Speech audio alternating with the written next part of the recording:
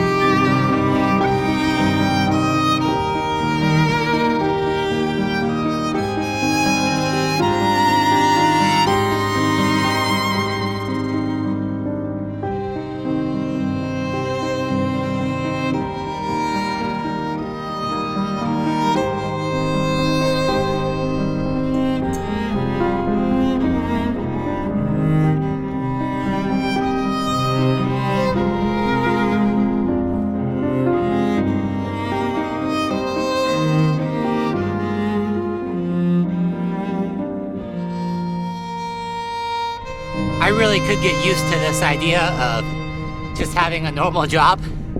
You go in, you do your 8 hours, and you're done. Instead of the Uber of, I'm gonna give myself 2 hours of the day, and then the rest is just basically gonna be trying to get rides and working. But this whole going at like 3:30, leave at 11:30, that's a good life right there, I think. And one job, man, all this time to go ride my bike and then come back, take a nap, and go to work. Not too shabby. Hopefully, I can just make that pay all my bills. It's not that I think I need to make more money, it's that I need to somehow make it work on less.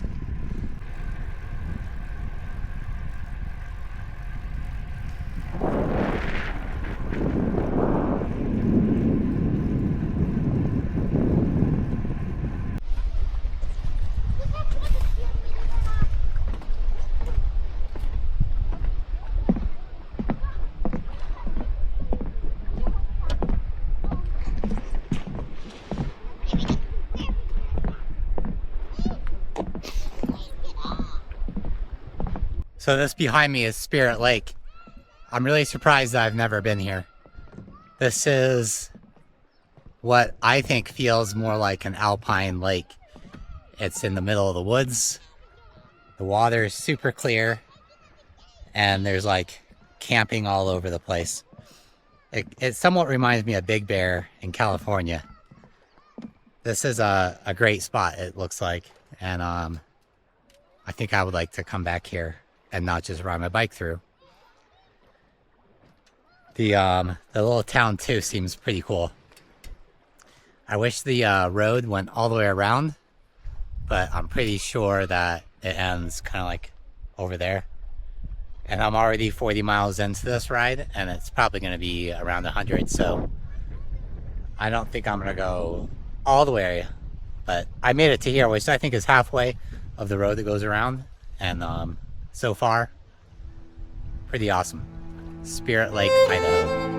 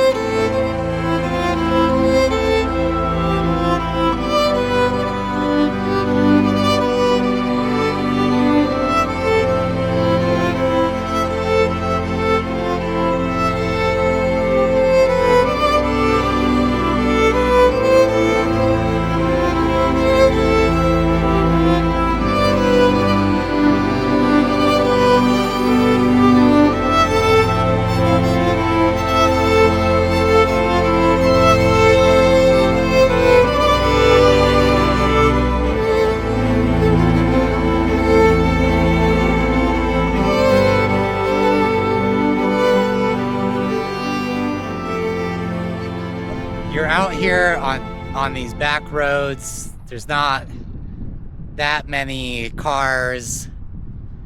You're trying to like hug the shoulder. And just when you're starting to think like, yeah, this is a pretty nice place, there's always some asshole out there that just buzzes by you on the horn, and then, you know, they're diesel smoking you.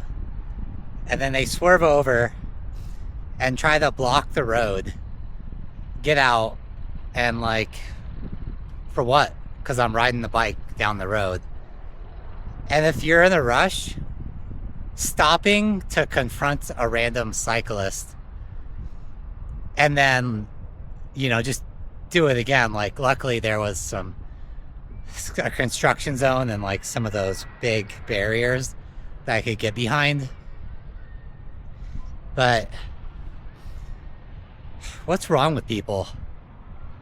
Just, it's like every time out here, there's some level of aggression.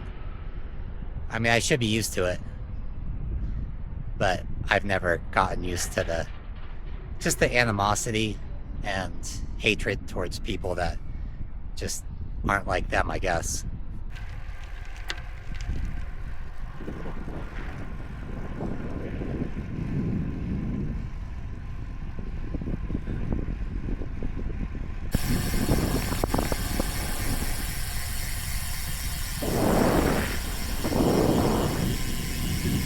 It's wild. You go from lakeside to like a bunch of green trees to basically what this looks like a desert.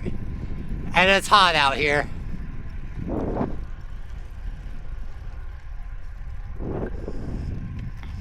It's too bad that some people are really angry about the world to get mad at strangers, because, you know, this area is really pretty. And it's just like so quiet. Like I see 1-2 cars on some of these roads. So there's really no rush. Oh man, I'm in the wrong gear.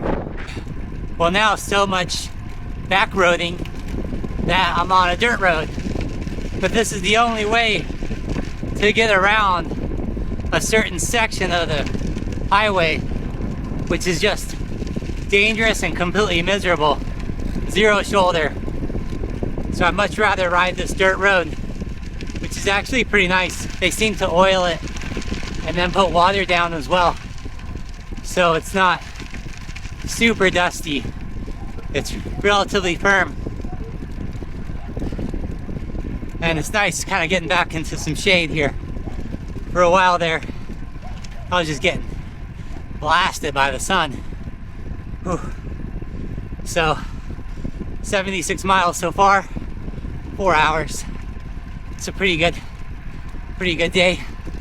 I have it off from the restaurant, so I figure I'd do a long ride and then get on Uber the rest of the day, so I can keep some profits rolling in, but just be a little bit more relaxed about it would be nice. Oh man.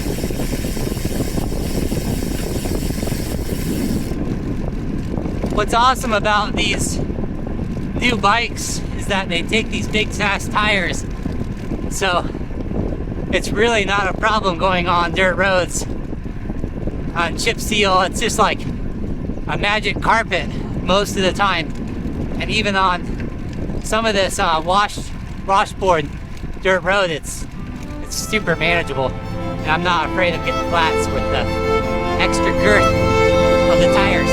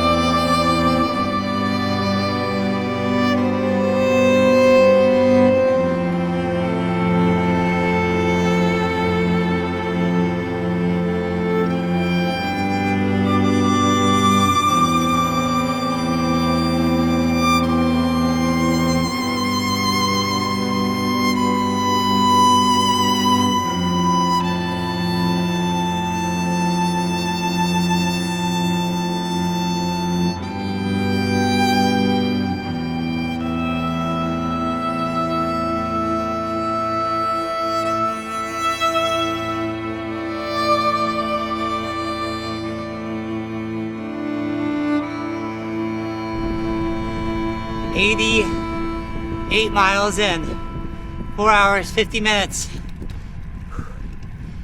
Sometimes I wonder, why do I do these things to myself? I could have had a relaxing day, just hanging out, maybe going to the beach, getting in the water, but instead, I'm out here suffering away on the bike. I guess the urge of completing certain goals, like if I have a day off, and I think of a route, I guess, and I just think, you know what, I'm gonna do it. I want to see what it's like on this bike, because the last time I did this version of a route was on my Trek. Definitely not as comfortable, and even though this one's bigger and I don't know, it's like maybe a little bit more clunky on the climbs, it's just so much more comfortable, and I think I just go faster because overall comfort is much higher.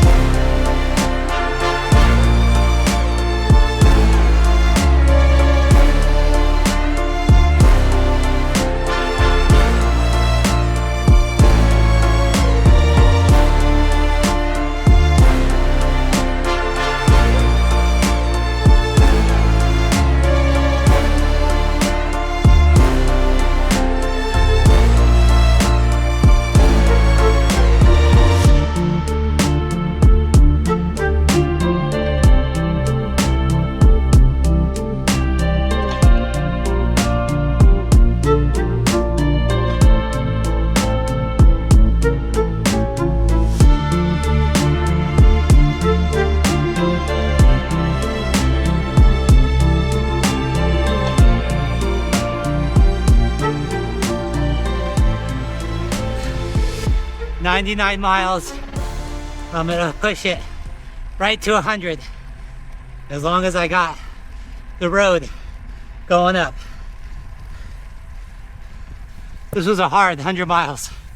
I don't know, I pushed it pretty hard. The time might not reflect that, but it was windy and hot.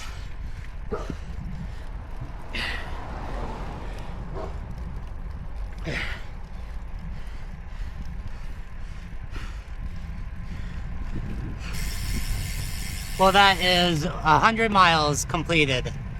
5 hours, 34 minutes. I ate 2 Cliff Bars, 2 bottles of water to start with liquid IV, and then I had 4 Peace Teas and 1 Red Bull to get me through. The Red Bull is sugar-free. The Peace Teas I get because they're $1.50, so they're just really cheap at gas stations to buy. And then about mile 60, I did the Red Bull because I was feeling like I needed a little bit of caffeine to get me through the last stretch, which I think I needed. 60 miles goes by relatively easy, and then the next 40 were rough. Always the last climb to add a little bit of a kick right at the end. Just spicy enough. And it's always this climb up to the house. It shouldn't hurt, but it always does.